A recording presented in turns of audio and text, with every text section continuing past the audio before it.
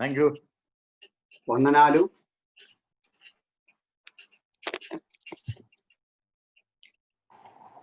प्रभु का धन्यवाद करेंगे कि हमें एक और बार वचन का अध्ययन के लिए इकट्ठा किया। इसलिए पिछले 3 क्लासेस में जो विषय को हमने देखा, मेरी आशा है कि आपके जानकारी में है, याद में है। मसीही जीवन में विश्वासियों का जो संकट है, कष्ट है, इस विषय के ऊपर हम लोग देख रहे थे। पिछले हफ्ते का क्लास में खास तौर से देखा कि परमेश्वर किस प्रकार हमारे जीवन के कष्टों को देखता है। जब एक विश्वासी कष्ट उठाते हैं, एक विश्वासी समस्या से होकर चलते समय, उसमें परमेश्वर का नजर किस प्रकार है। हमने 4 बातें देखा था कि परमेश्वर मसीह विश्वासियों का सारा संकट को बहुत अच्छी तरह पहचानते हैं। और दूसरी बात ये देखा कि परमेश्वर अपनी इच्छा में अनुमति देते हैं। परमेश्वर अपने लोगों को कष्ट और क्लेश में होकर गुजरने के लिए अनुमति देते हैं या परमिट करते हैं। तीसरी बात ये देखा कि परमेश्वर ये जो संकट या विश्वासियों के जीवन का संकट को कंट्रोल करते हैं या नियंत्रण में रखते हैं। चौथी बात ये देखा था कि सही समय पर परमेश्वर अपनी लोगों की समस्या से उनको मुक्ति देते हैं। तो ये 4 बातें हमारे ध्यान में रखते हुए हमें आगे बढ़ना है। पहली कुरिन्थी 10वां अध्याय में एक वचन है, वो केवल मैं पढ़कर आगे बढ़ूंगा। पहली कुरिन्थी 10वां अध्याय 13वां पद में उसी प्रकार का एक वचन है। तो लिखा है कि तुम किसी ऐसी परीक्षा में नहीं पड़े जो मनुष्य के सहने से बाहर है। परमेश्वर तो सच्चा है, जो तुम्हें सामर्थ्य से बाहर परीक्षा में पड़ने नहीं देगा, परंतु परीक्षा के साथ बचने का उपाय भी करेगा कि तुम उसे सह सको। वही बात पौलुस कहता है। ये प्रभु का बेटा या परमेश्वर के लोगों के जीवन में ऐसी परीक्षा कभी नहीं आता जो वो सही नहीं सकता। यहां भी वही बात बता रहे, परमेश्वर अपने लोगों का परेशानी को, कष्टों को वश में रखते हैं या नियंत्रण में रखते हैं, कंट्रोल करते हैं। और कंट्रोल करते हैं उतना भी नहीं जो हम सह नहीं सकता, जो हम अपने जीवन में ले नहीं सकता, उससे ज्यादा परमेश्वर देते नहीं, सही समय पर बचने का मौका देते हैं। इसमें हम खुश हो सकते हैं, यह हमें बहुत ही तसल्ली देते हैं। जो भी परेशानी आज आप सामना करते हो, प्रभु उस पर नियंत्रण रखते हैं और सही समय पर हमको मुक्ति देगा। अब एक सवाल निकलते हैं, परमेश्वर क्यों इस प्रकार विश्वासियों के जीवन में संकट या क्लेश को देते हैं? What is the reason why God allows sufferings in our life? विश्वासियों के जीवन में परमेश्वर इस प्रकार कष्ट और क्लेश आने देते हैं। ये है आज हमें विचार करने का मुद्दा। The purpose behind the trials of a believer. मैं दूसरी कुरिन्थी उसका पहला अध्याय से इस विषय को लेना चाहता हूं। दूसरी कुरिन्थी पहला अध्याय उसका 3 से लेके 11 पदों को पढ़ना है। आप देखिएगा, मैं कुछ वचनों को पढ़ता हूं। दूसरी कुरिन्थी उसका पहला अध्याय 3 से लेके पदों को पढ़ते हैं। धन्य है परमेश्वर हमारे प्रभु यीशु मसीह का पिता, जो दयालु पिता और समस्त शांति का परमेश्वर है। वो हमें हमारे सब क्लेशों में शांति देता है कि हम भी उनको जो क्लेश में हो वैसे ही शांति दे सके, जैसे परमेश्वर ने स्वयं हमको दी। क्योंकि जैसे मसीह के दुख हमारे लिए अधिगाई से है, वैसे ही हमारी शांति भी मसीह के द्वारा अधिगाई से है। आगे में पूरा वचन नहीं पढ़ता समय को संभालने के लिए। 11वां पद तक एक्चुअली पढ़ना है। यदि आप 11वां पद तक पढ़ेगा, अभी ही आप थोड़ा नजर रखकर देखिए, ये जो 3 से लेके 11 पदों के बीच में 2 शब्द बार बार आते हैं। आप देखो आपका बाइबल में 3 से लेके नीचे देखो, 2 शब्द बार बार आते हैं। यदि 2 शब्द नहीं है तो 2 आइडिया का शब्द। आप नोट किया, सही नोट किया। अब हिंदी भाषा में ज्यादा नहीं, इंग्लिश में ज्यादा है, मतलब अलग अलग शब्द है। मसीह लोगों का क्लेश और संकट के बारे में सूचना देने वाला 12 बार लिखता है। आप गिना, 3 से लेके 11 पदों में 12 बार क्लेश, संकट, मृत्यु का दंड, इंग्लिश में पढ़ेगा तो ट्रबल, ट्रिबुलेशन, सफरिंग, डेथ और ऐसी कई बातें, ट्रायल्स, ऐसी कई बातें 12 बार, वो भी 4 से लेके 10 पदों के बीच, 3 में नहीं, 11 में नहीं। उसके अलावा कंफर्ट शब्द है, कंफर्ट। कंफर्ट बोलेगा तो हिंदी में शांति लिखा है। शांति या उसके अर्थ में जो शब्द है 10 बार, 11 बार पढ़ते हैं। वो 3 से लेके 9 पदों में 11 बार। तो मैं क्या बता रहा हूं, ये जो दूसरी कुरिन्थी पहला अध्याय 3 से लेके 11 पदों में अपोस्तल पौलुस का, प्रेरित पौलुस का मुद्दा यह है, उनके जीवन में सामना किया हुआ सारा संकट, वो कितना भयंकर संकट था, कितना वेदनाजनक संकट था, और उसके बीच में परमेश्वर ने कैसा उसको तसल्ली दिया। वास्तव में ये दूसरी कुरिन्थी पहला अध्याय के बाद में आप 4 अध्याय में पढ़ेगा, 6 में पढ़ेगा, 7 में पढ़ेगा, 11 में पढ़ेगा और 12 में पढ़ेगा। 6 अध्यायों में, पूरा कितना अध्याय है दूसरी कुरिन्थी में? 13 अध्याय है। 13 अध्याय के 6 अध्यायों में पौलुस प्रेरित अपने जीवन के सारे संकट के बारे में सूचना देता है। 11वां अध्याय में बहुत लंबा लिखा है। हम इस पासेज में से जो वचन हमने पढ़ा, यहां पौलुस कहते हैं कि उनका जीवन में जो कष्ट और क्लेश आया कितना भयंकर था। 8वां पद को आप देखिएगा, 8वां पद को आप पढ़ते समय वहां लिखा है, क्योंकि हे भाइयों, हम यह नहीं चाहते हैं कि तुम उस क्लेश से अनजान रहो जो हमको एशिया में सहना पड़ा। प्यारे भाइयों, वहां लिखा है हम नहीं चाहते हैं, हम एशिया में, एफेसस में, एशिया में जो कठिनाई का सामना किया उसके बारे में आपको जानना है। अब ये और एक बात यह है कि यदि आप ध्यान से इस पासेज को पढ़ेंगे, ट्रबल या कष्टों के संबंध में सूचना देते हुए अलग अलग शब्द इस्तेमाल करते हैं। अब हिंदी में अधिकांश शब्द क्लेश है, लेकिन अब इंग्लिश भाषा में पढ़ेगा तो आप पाएंगे डिफरेंट टर्म्स आर देयर। जैसा मैंने पहले कहा, सफर, सफरिंग, ट्रिबुलेशन, ट्रायल्स, ट्रबल्स, ऐसा। यदि उसका ग्रीक का पढ़ेगा तो पौलुस अलग अलग शब्द इस्तेमाल करके, अलग अलग शब्दों को इस्तेमाल करके पाठकों को समझाना चाहते हैं उनके ऊपर आया हुआ वेदना और कष्ट कितना भयंकर था।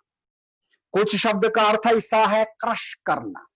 क्रश करना बोलेगा तो यदि आप कुछ चीज को हाथ में एकदम आप प्रेस करेगा, क्रश करते हैं।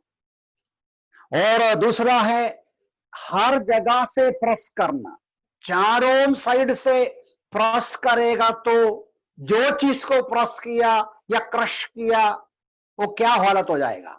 और दूसरे शब्द का मतलब है मन में वेदना और चिंता, मन का समस्या। दूसरा अर्थ यह है बड़ा बोझ। बड़ा बोझ मतलब आपके सिर के ऊपर यदि 600, 500, 1000 किलो रखेगा तो क्या होगा, अब अंदाज कर सकता है ना। 100 किलो मुश्किल से ले सकता है शायद, लेकिन 1000 किलो का वजन आपके ऊपर रखेगा तो दब जाएगा। पौलुस ऐसे शब्दों को इस्तेमाल करके बताना चाहते हैं हमने बहुत कष्ट क्लेश उठाया, और आप लोग इस बात को जानना है। क्यों जानना चाहिए? क्या पौलुस उनका सहानुभूति चाहता है? वो लोग बोलना है क्या पौलुस आपने बहुत कष्ट उठाया बेचारा, वो नहीं। पौलुस का इंटेंशन या प्रेरित पौलुस का उद्देश्य उनके जीवन में आया हुआ कठिनाई को उनको बता के पौलुस उनके तसल्ली का, नहीं तो सिंपति का, सहानुभूति का शब्दों को मांगता नहीं।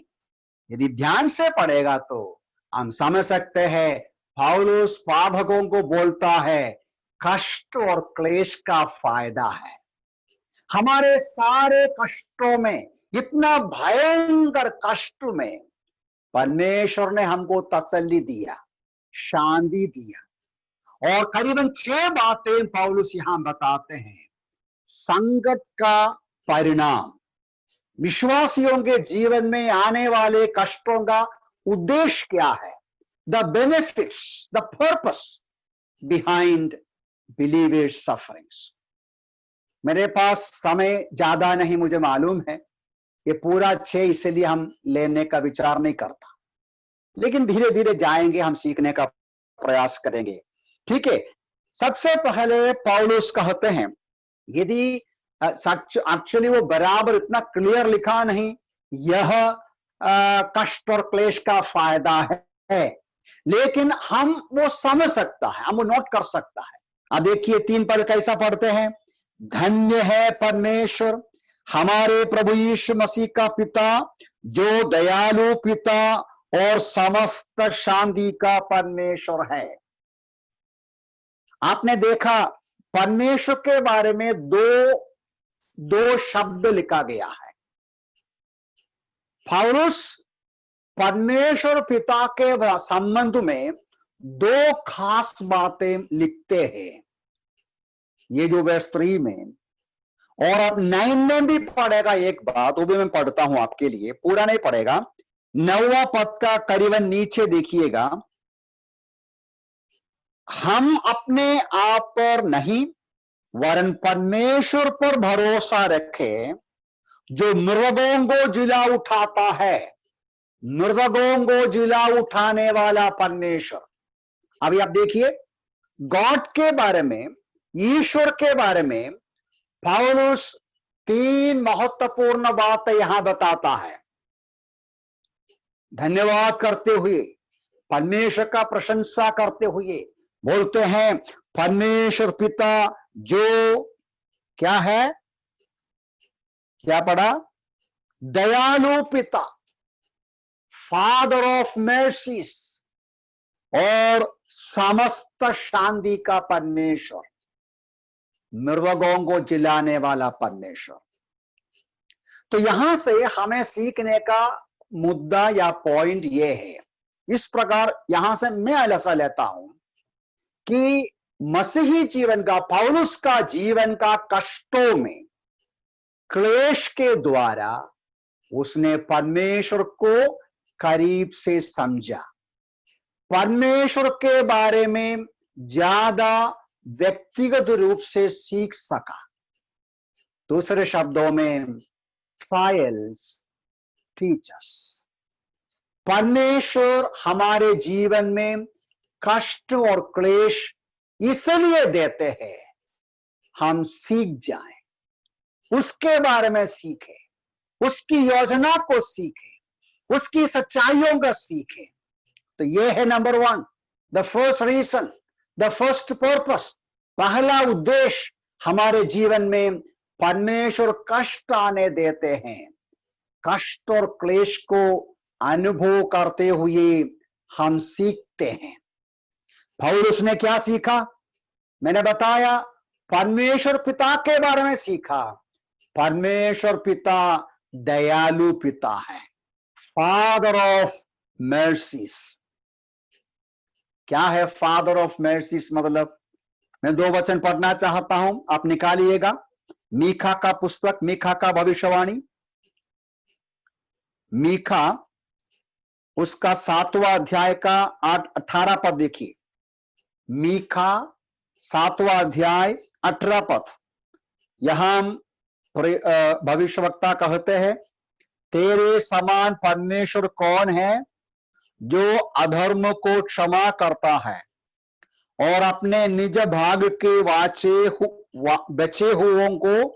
बचे हुओं के अपराधों को अनदेखा करता है, तो सदा क्रोधित नहीं रहता, क्योंकि करुणा दिखाना तुझे भाता है। करुणा दिखाना तुझे भाता है। समझ में आया? गॉड डिलाइट्स इन मर्सी। मैं एक वचन और पढ़ूंगा, उसके बाद उसका एक्सप्लेन करेगा। भजन संहिता से है, भजन 86, भजन 86, साम 86, उसका 15वां पद देखिए। इधर लिखा है, परंतु हे प्रभु तू दयालु और अनुग्रहकारी परमेश्वर है, क्रोध करने में धीमा, करुणा और सच्चाई से परिपूर्ण परमेश्वर, full of compassion, full of grace. प्यारों, हमारा परमेश्वर क्या है? सोर्स ऑफ मर्सी है, दया का खजाना है। यदि आप पुराने नियम पढ़ेगा, पुराने नियम का जो व्यवस्था आप देखेंगे, नियमों को देखेंगे, व्यवस्था में कोई करुणा नहीं दिखाता है। मनुष्यों का आम स्वभाव भी ऐसा है, करुणा और दया मनुष्यों को नहीं है। आज के जमाने में आप खास तौर से देखता है, मैं वर्णन नहीं करता, सोशल मीडिया के द्वारा मनुष्य जाति का क्रोध, मनुष्य जाति का कठोरता को आजकल हमारे नजर में लेके आता है। किस प्रकार पुलिस साधारण लोगों को मारते हैं, किस प्रकार शक्तिशाली निर्बल गरीब लाचार को मारते हैं, कोई दया नहीं है। कुछ ऐसे धर्म होता है, उनके धर्म के विचार के अनुसार उनका ईश्वर क्रोधित ईश्वर है, वो गुस्सा से बैठा है, लोगों का लहू पीने के लिए तत्पर बैठते हैं।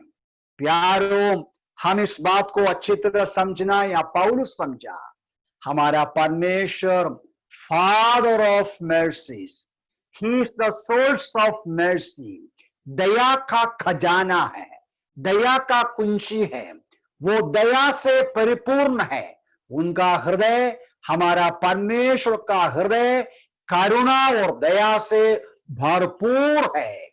ये हम समझकर उस परमेश्वर के पास करुणा के लिए जा सकते हैं, और यह समझकर हम भी करुणा और दया रखने वाला होना है। Because God delights in mercy, he is full of compassion.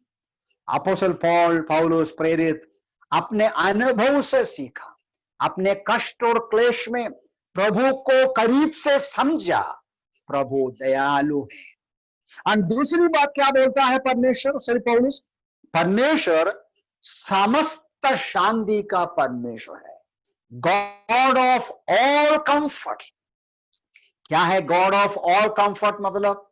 God of all comfort मतलब समस्त शांति का परमेश्वर मतलब परमेश्वर के पास आप जाओ, आपका वेदना के समय, आपका संकट के समय, आपका परेशानी के समय में आपको भरपूर शांति मिलेगा।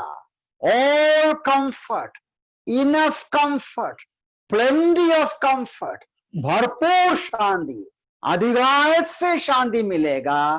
That is one thing. And the second thing is you will get comfort in all situations. आपका परिस्थिति कुछ भी हो, आपका मेरा संकट का अनुभव, आपका मेरा वेदना का कारण कुछ भी हो, परमेश्वर के पास हमें शांति देने के लिए बहुत है, हर परिस्थिति के लिए शांति देने के लिए है।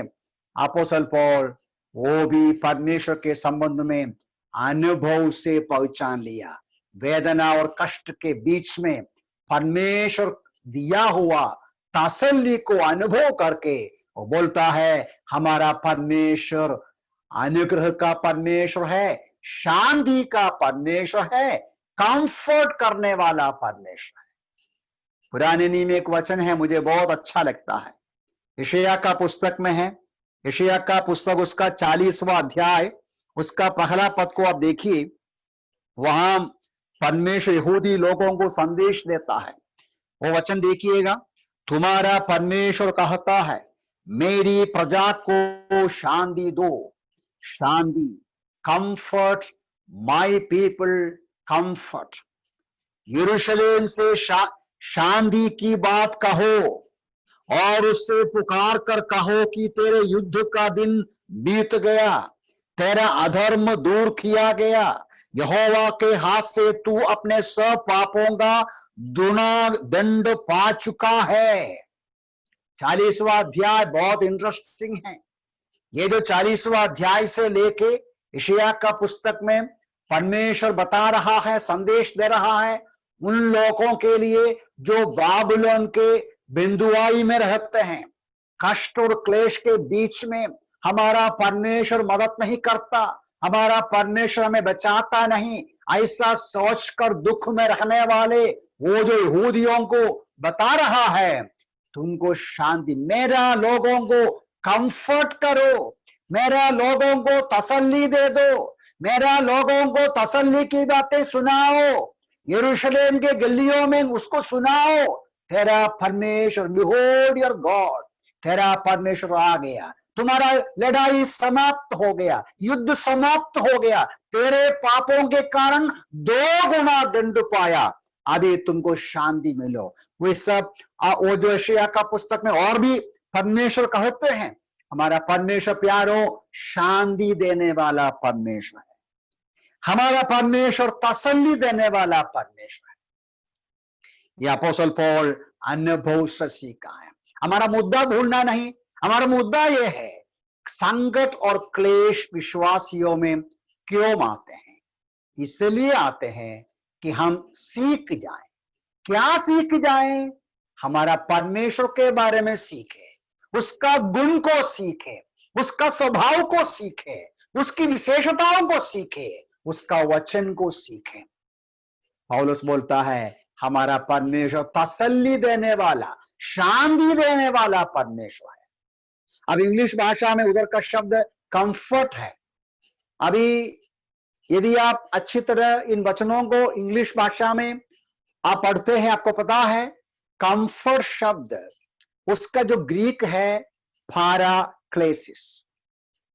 ये जो पाराक्लेसिस शब्द का अर्थ है, कंफर्ट का मतलब शांति देना या तसल्ली देना, उसका यूनानी भाषा का मतलब ये है, केवल कुछ तसल्ली की बात नहीं, उससे बढ़कर हमारे सामने कोई आके साथ साथ बैठ के हमको सम्मति देना, गाइडेंस देना, सलाह देना, रास्ता बताना या चलाना।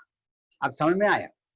कंफर्ट इंग्लिश भाषा का कंफर्ट, शांति हिंदी में, इंग्लिश में कंफर्ट, उसका ग्रीक पाराक्लेसिस।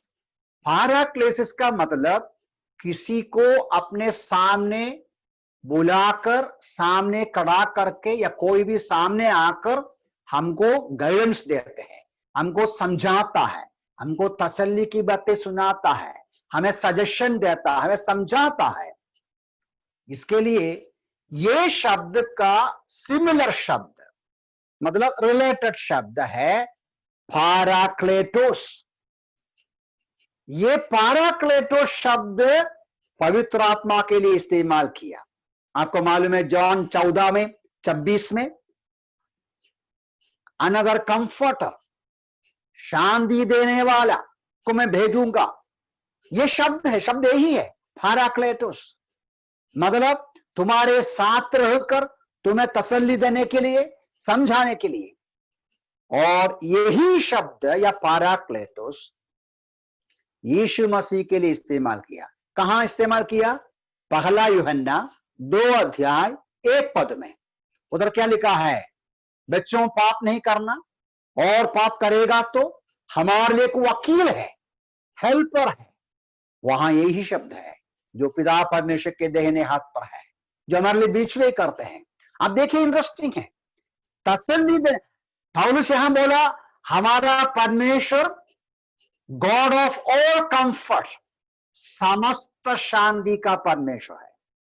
पवित्र आत्मा, शांति का पवित्र आत्मा। यीशु मसीह शांति दाता है, हमारा वकील है। ये हमारा सौभाग्य है।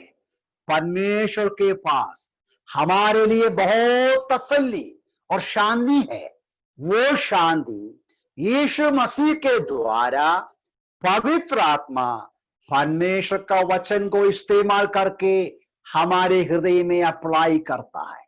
अपोस्तल पौल कहा हुआ वचन है, पौलुस प्रेरित लिखता है पहले तसलोनी 4:17 में क्या लिखा? इन वचनों से तसल्ली दे दो। प्यारो, मनुष्य का शब्द तसल्ली नहीं देगा। मनुष्य केवल सिंपथाइज कर सकता है, परमेश्वर हमको शांति देता है। मैं आगे बढ़ना चाहता हूं। पौलुस ने सीखा अपने अनुभव से, कष्ट और क्लेश को समझकर, अनुभव करके परमेश्वर को करीब से सीखा। क्या सीखा?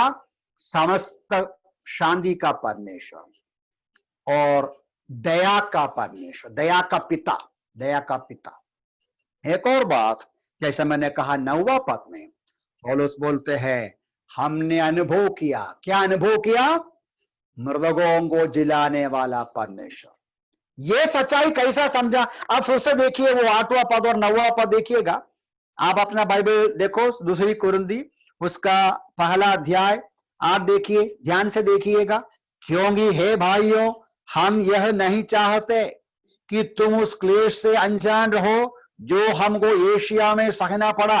ठीक है, एशिया में कुछ ऐसा बड़ी समस्या वो अनुभव किया जो बहुत भयंकर अनुभव था। और आगे कहते हैं भारी बोझ से दबे गए थे। ओके, भारी बोझ से दबे गए थे जो हमारे सामर्थ से बाहर था।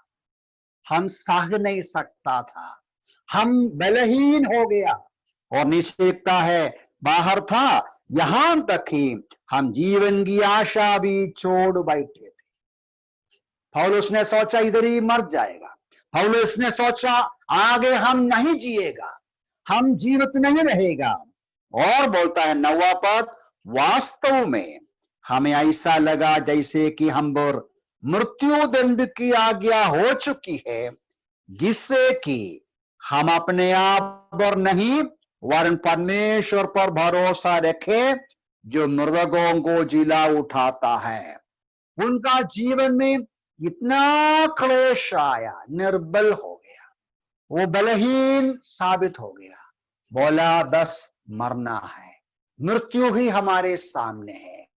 उस समय उसके अंदर एक विचार आया, पौलुस के मन में एक प्रकाश आया, पौलुस के मन में एक सच्चाई का प्रकटीकरण आया। हमारा परमेश्वर मृतकों को जिलाता है, हमारा परमेश्वर शून्य से सब कुछ बनाता है। मेरा विश्वास है कि ये शब्द लिखते समय इस विषय के सामने पौलुस का विचार अब्राहम का विश्वास के ऊपर आया। ये हम लोग इब्रानियों की पत्र में पढ़ता भी है। इब्रानियों की पत्र उसका 11वां अध्याय उसका 19वां पद में लिखने वाला अब्राहम का विश्वास के बारे में लिखा है। अब्राहम को परमेश्वर ने बताया तुम इसहाक को बलिदान करो। क्या विश्वास के साथ तो बलिदान करने को गया? हम वो वचन कहानी में समझते हैं अब्राहम इसहाक को बिल्कुल बलिदान करने के लिए, उसको काट के टुकड़ा टुकड़ा करके उसको भस्म करने के लिए, परमेश्वर का वचन को पालन करते हुए परमेश्वर का वचन के अनुसार करने के लिए वो पूरा तैयार था। चाकू उठाया, पढ़ते हैं क्या उसके अंदर क्या विश्वास था। ये इब्रानी की पत्र लिखने वाला बताता है, इब्रानी 11 का 19 में हम लोग पढ़ता है, क्या पढ़ते हैं? उसने यह मान लिया, कौन? अब्राहम ने। अब्राहम ने यह मान लिया कि परमेश्वर लोगों को मरे हुओं में से जीवित करने में सामर्थ है, जहां से उसने दृष्टांत के रूप में उसे पा लिया। अब्राहम ने विश्वास किया, मैं इसहाक का बलिदान करूंगा, परमेश्वर का वचन के अनुसार इसहाक को टुकड़ा टुकड़ा करूंगा, ये जो आग में बलिदान करूंगा भस्म हो जाएगा। वो जो अंगार में से, वो जो राख में से परमेश्वर इसहाक को वापस दिलाएगा, मैं मेरा बच्चे के साथ वापस जाएगा। आपको मालूम है, अब्राहम ने वो जो सर्वंट को, बालक को क्या बोला? मैं और बेटा बलिदान करके वापस आएंगे। अब्राहम ने विश्वास किया, इन अंगार से या राख में से बलिदान हो जाने के बाद, भस्म हो जाने के बाद, वहां से परमेश्वर इसहाक को जीवित करेगा। यही प्रकार का विश्वास पौलुस के हृदय में आया। कब आया? जब उसके अंदर निर्बल, लाचार, खत्म, सामर्थ खत्म, ऐसा समय पर यह विश्वास भर गया। ये जो सच्चाई समझा, हमारे भी अंदर ये विश्वास भरना चाहिए। क्या? हमारा परमेश्वर शून्य से सब कुछ बनाया हुआ परमेश्वर, हमारा परमेश्वर असंभव को संभव करने वाला परमेश्वर है। हमारा परमेश्वर मृतकों को जिलाने वाला परमेश्वर है। ये तीन बातें पौलुस सीखा, ऐसे ही स्वप्न में सीखा नहीं। हमारा विषय वो है। पौलुस कहता है, प्यारों, हमारे संकट के बीच में प्रभु हमको सिखाया, परमेश्वर दया का पिता है, परमेश्वर समस्त शांति का परमेश्वर है, परमेश्वर मृतकों को जिलाने वाला, असंभव को संभव करने वाला परमेश्वर है। हमारे भी जीवन में जब कष्ट और क्लेश का सामना करते हैं तो प्यारे भाई बहनों, हम हिम्मत नहीं छोड़ना चाहिए, निराश नहीं करना चाहिए।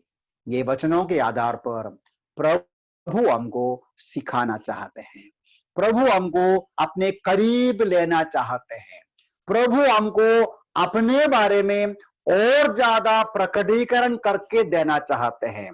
प्रभु चाहते हैं हम हमारे परमेश्वर का भलाई को, अनुग्रह को, गुडनेस को, गुणों को, श्रेष्ठता को और करीब से पहचान ले। ये परमेश्वर का उद्देश्य है। इसलिए भजन लिखने वाला कहता है, O taste and see that the Lord is good. परमेश्वर को चक्कर देखो। चक्कर देखने के लिए कभी कभी कठिनाई जीवन में आना अवश्य होता है। परमेश्वर को टेस्ट करने के लिए कभी कभी कठिनाई का, क्लेश का सामना करना पड़ता है। ये परमेश्वर अपनी बुद्धि में अनुमति देता है। अय्यूब का पुस्तक में, अय्यूब को आपको मालूम है, अय्यूब कष्ट सहा हुआ संत लोगों में सबसे श्रेष्ठ है अय्यूब। अय्यूब का संकट के बारे में कई बातें हम लोग पढ़ते हैं, वह समय आप पढ़ने को जाता नहीं।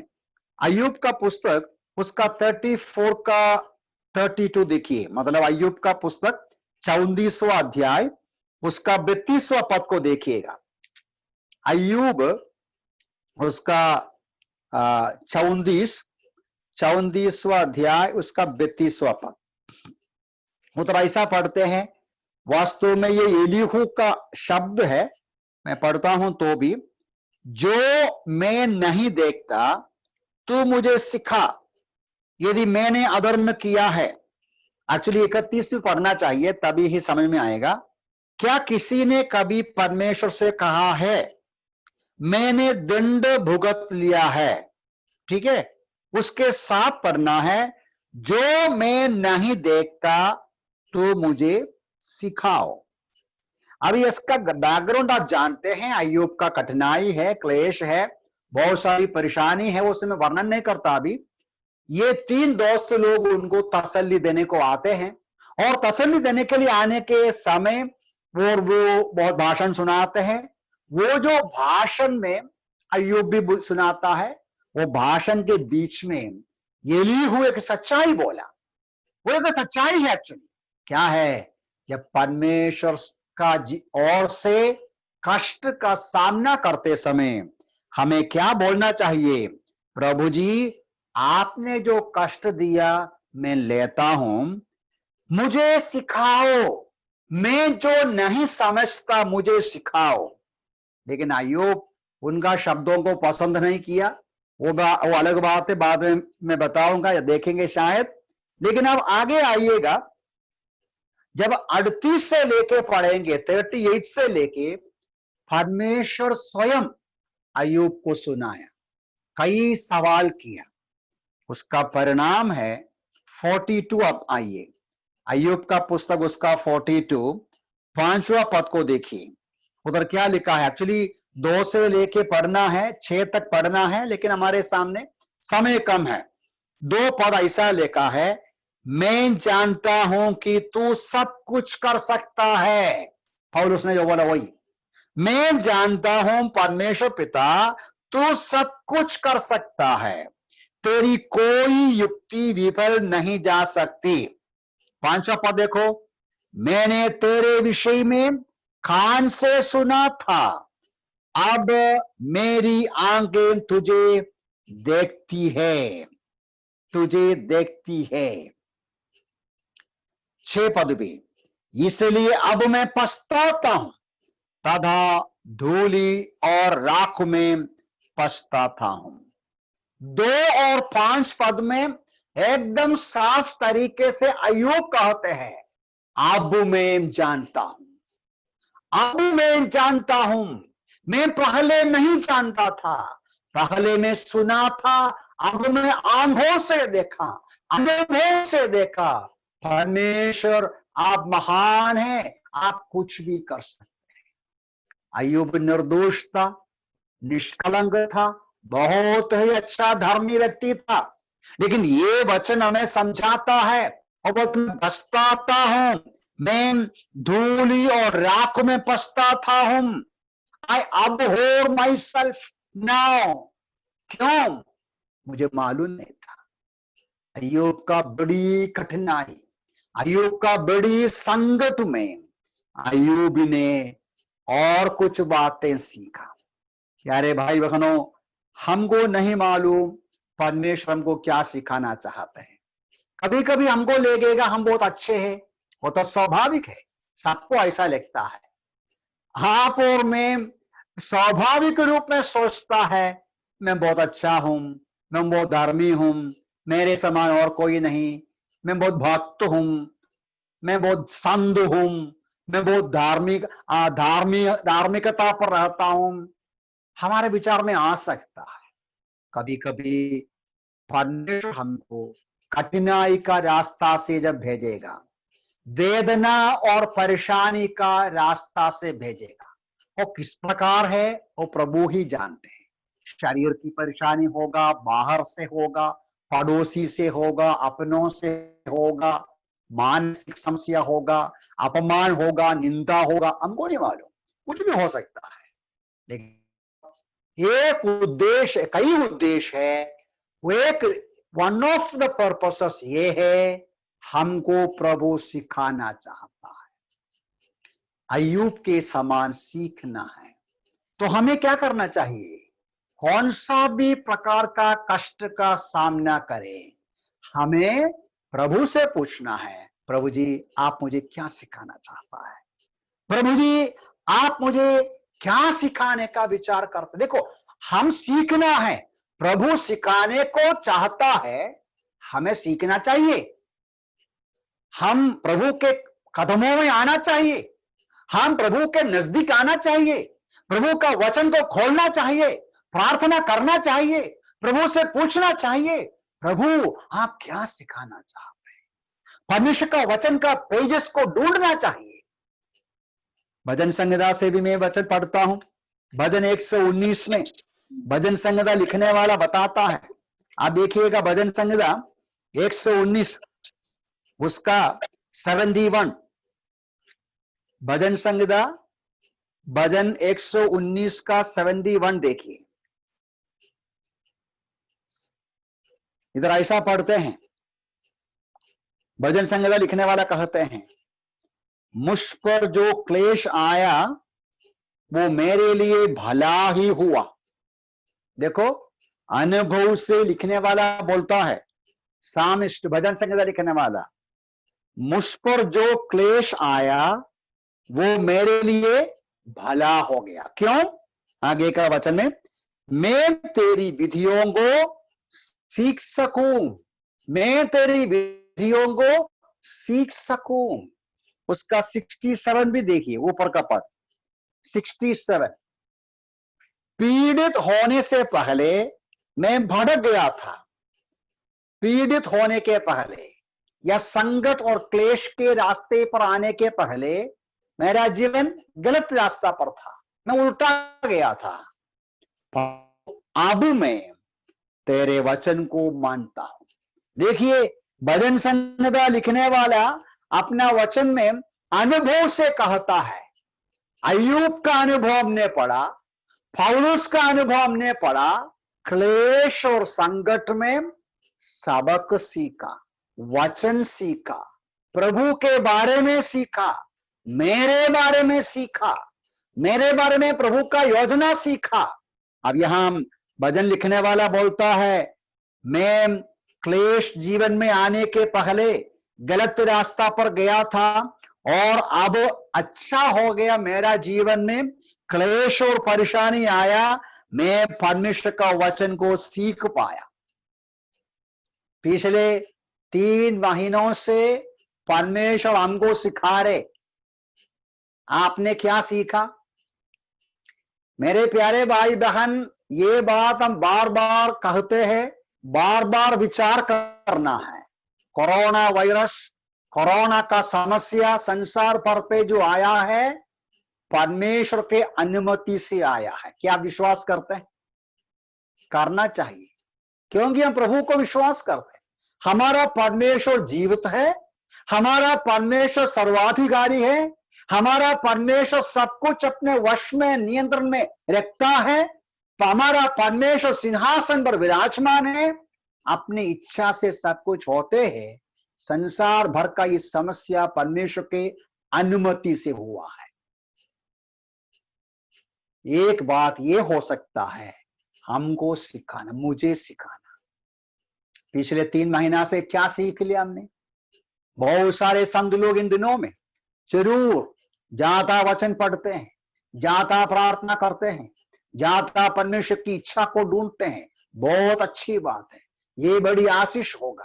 प्यारे भाई बहनों, इन दिनों में ऐसी संकट की परिस्थिति के बीच में हमारा कर्तव्य है, प्रभु जी व्यक्तिगत रूप से, कलीसिया के रूप से, परिवार के रूप से आप हमको क्या सिखाना चाहता है वो हमको सिखाइए प्रभु बोलकर उसके कदमों में आने का बहुत जरूरी है। ये जो भजन लिखने वाला बोलता है, अच्छा हो गया मेरा जीवन में क्लेश आया, पहले मैं बिगड़ गया था, आप में प्रभु का वचन सीख पाया। मेरा सवाल मेरे सुनने वालों से, आपने क्या सीखा इन दिनों में?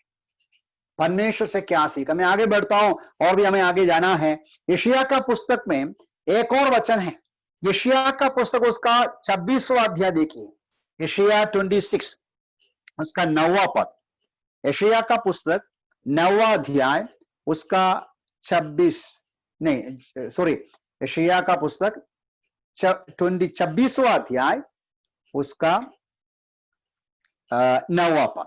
उधर लिखा है कि रात्रि के समय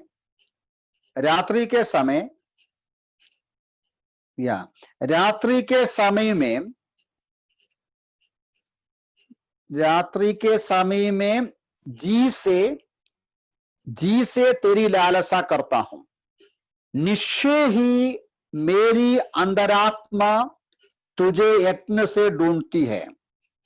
अभी अगला सेंटेंस देखो, जब पृथ्वी पर तेरे न्याय के कार्य प्रकट होते हैं, तब जगत के निवासी धार्मिकता सीखते हैं। एक और बार पढ़ता हूं अंतिम भाग। जब पृथ्वी पर तेरे न्याय के कार्य प्रकट होते हैं, मतलब श्रेया का पुस्तक का कहना है, श्रेया का कहना है जब परमेश्वर लोगों पर न्याय करते हैं, परमेश्वर ताड़ना देते हैं, परमेश्वर लोगों के पाप के अनुसार उनके ऊपर अपना हाथ भारी करते हैं, या मनुष्य जाति संकट और क्लेश का सामना करते हैं, क्या करना चाहिए? जगत के निवासी धार्मिकता सीखते हैं। तो वो वचन हमें समझाते हैं, क्या समझाते हैं?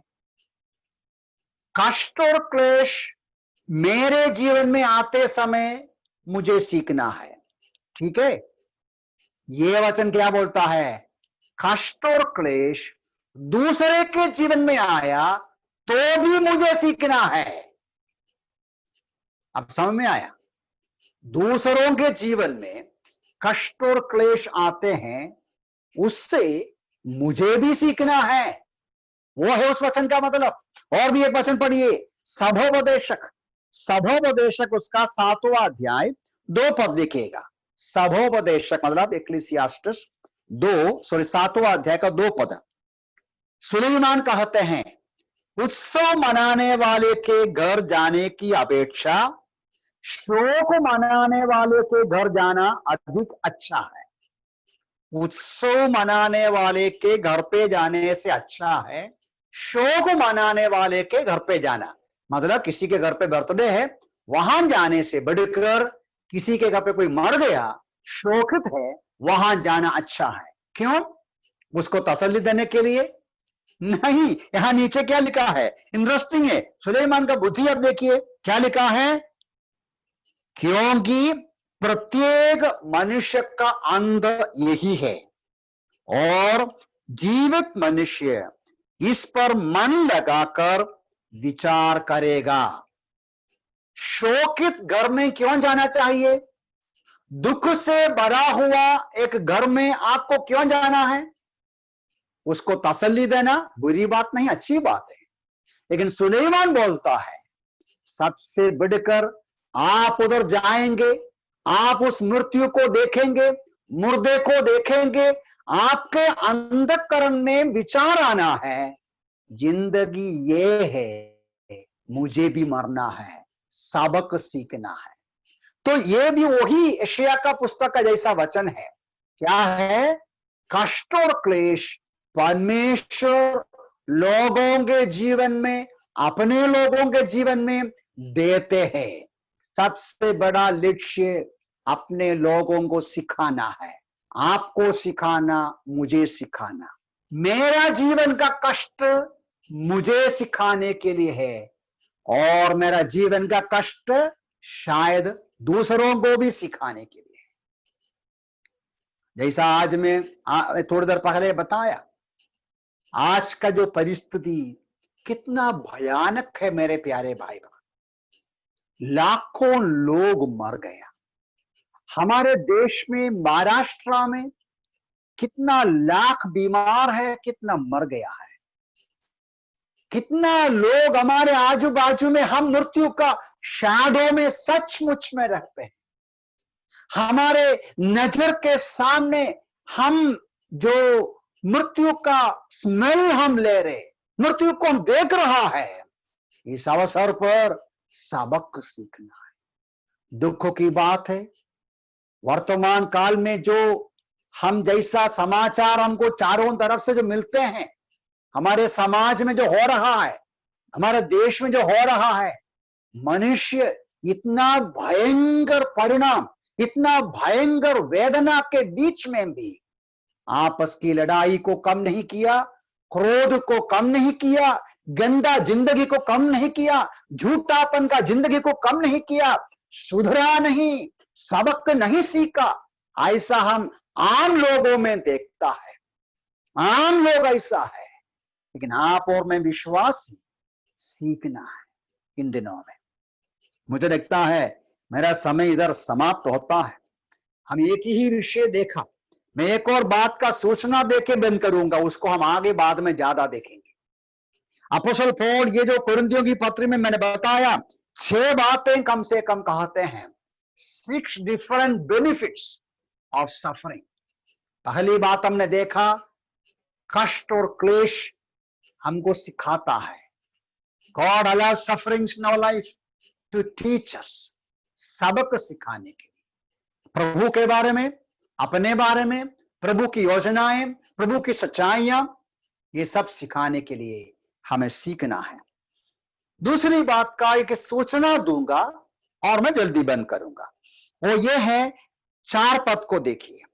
4 पद में ऐसा लिखा है, वो हमें हमारे सब क्लेशों में शांति देता है। वह हमें हमारे सब क्लेशों में, देखा, परमेश्वर समस्त शांति का परमेश्वर हमारे सब क्लेशों में शांति देता है। क्यों?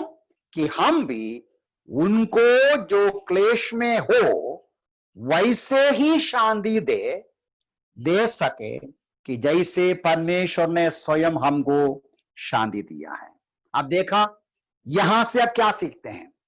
वो जो वचन का सारांश में पौलुस कहता है, हमारा सारा क्लेश में, हमारे सारे वेदनाओं में परमेश्वर शांति दिया।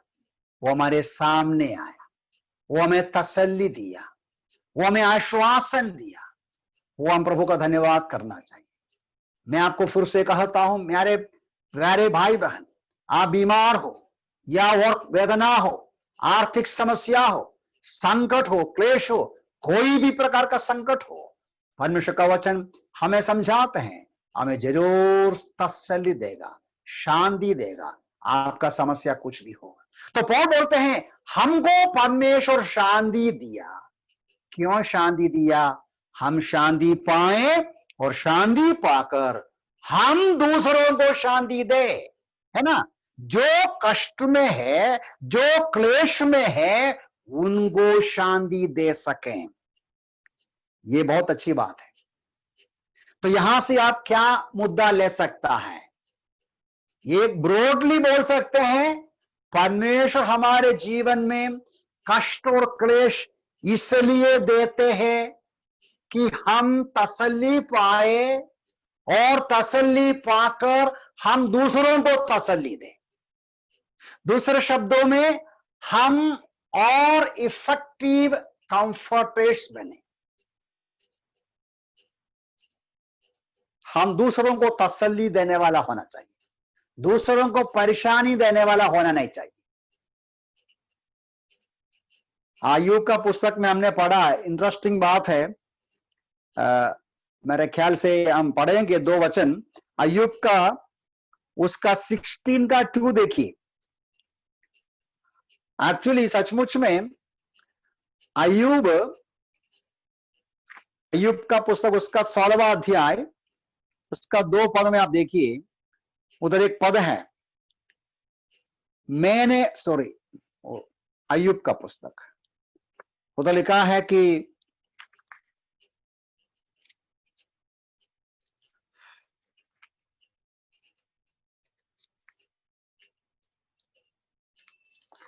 सिक्सटीन का 2, मैं तो ऐसी बहुत सी बातें सुन चुका हूं, तुम सबके सब निकम्मे सांत्वना देने वाला हो, हैं, मिजरेबल कंफर्टर्स। यदि अब उसका 2 अध्याय 11 पद पढ़ेगा तो पता चलेगा, ये जो दोस्त लोग दूर से अय्यूब के पास क्यों आया था? ये दोस्त लोग अय्यूब को तसल्ली देने के लिए आया। उधर लिखा है 2 का 11 में, ये जो लोग उनको तसल्ली की बातें देने के लिए आया, उसके साथ सहानुभूति दर्शाएं और शांति दे। आप सुनते हो मेरी बात? अय्यूब का दोस्त लोग तसल्ली देने के लिए आया, सहानुभूति करने के लिए आया, उनको शांति देने के लिए आया। लेकिन अय्यूब क्या बोलता है? उनके मुंह से आया हुआ शब्दों को सुनने के बाद अय्यूब बोलता है क्या बोलता है? तुम सब निकम्मे सांत्वना देने वाले हो, यू आर मिसरेबल कंफर्टर्स, कोई फायदा नहीं। 13वां अध्याय का 4 देखिए, उधर एक और बात इनके बारे में लिखा है।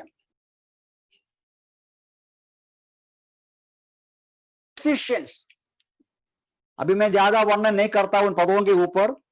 तो यहां से एक बात हमें समझते हैं कि सब लोग किसी को शांति दे नहीं सकता। परमेश्वर, ये वचन हमें समझाते हैं कि परमेश्वर अपने लोगों को शांति देना चाहता है। परमेश्वर अपने लोगों को शांति देने के लिए कुछ लोगों को तैयार करता है। कैसा तैयार करते हैं? कुछ संत लोगों को कठिनाई से भेजता है, कठिनाई से भेजकर उनको कठिनाई में तसल्ली देता है, ताकि वो जाकर और किसी को तसल्ली दे और किसी का मन को ठंडा करे। मैं उसके बारे में ज्यादा एक्सप्लेनेशन बाद में दूंगा। तो यहां से परमेश्वर इससे हम ये क्षुब्ध हो जाएं, हम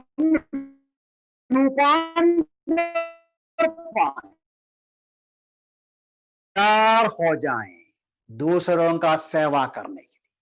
आपका समझ में आया? मैं इधर कट शॉर्ट करता हूं, इसलिए वो पूरा एक्सप्लेन नहीं कर पाता। मैं बाद में एक्सप्लेन करके देगा आपको। कष्ट और क्लेश इसलिए हमारे जीवन में आते हैं। God wants to teach us and God wants to prepare us, God wants to equip us. परमेश्वर हमको तैयार करना चाहते हैं, सेवागाई के लिए तैयार करना चाहते हैं, दूसरों का भलाई के लिए तैयार करना चाहते हैं, दूसरों का आश्वासन के लिए तैयार करना चाहता है। जब हमारा अनुभव होगा, दूसरों का अनुभव होता है। यदि हमारा अनुभव नहीं होगा, दूसरों का अनुभव नहीं होता है। तो इसलिए परमेश्वर कुछ विश्वासियों को क्लेश और कष्ट में से होकर जाने को देता है, ताकि वो रूपांतर हो जाए, कि उनका जीवन दूसरों के लिए एक आशीष हो, उनके द्वारा तसल्ली मिले। मैं इधर बंद करना चाहता हूं। प्रभु हमें सहायता करे कि हमारे जीवन में परमेश्वर जो कष्ट और क्लेश आने दिया है, हमें देखना है ये कष्ट और क्लेश जो भी हो प्रभु के अनुमति से आया है, प्रभु के जानकारी में आया है। यह समझकर प्रभु से पूछना है, प्रभु जी आप मुझे क्या सिखाना चाहता है? वो पहली बात। और दूसरी बात, प्रभु हमें कष्ट और क्लेश हमारे जीवन में देता है कि हमको परिपक्व करने के लिए, हमको रूपांतर करके तैयार करने के लिए। तो ऐसा है तो कष्ट और क्लेश में हम डरना नहीं, पीछे नहीं हटना, निराश नहीं होना, दुखी नहीं होना, प्रभु के हाथों में समर्पण करना। हाँ प्रभु, आप जैसा चाहते हैं वैसा मुझे तैयार करो बोल के हम प्रभु के हाथों में अपने आप को समर्पण करने के लिए प्रभु हमें सहायता करें। और इस विषय को और भी आगे हम अधिक देखेंगे। हमारे जीवन का जो भी कष्ट और क्लेश हो, इसमें प्रभु की इच्छा को समझकर जो प्रभु हमारे जीवन में करना चाहते हैं उसके लिए अपनी जिंदगी को समर्पण करने के लिए इन वचनों से प्रभु सहायता करे। प्रभु के नाम की महिमा।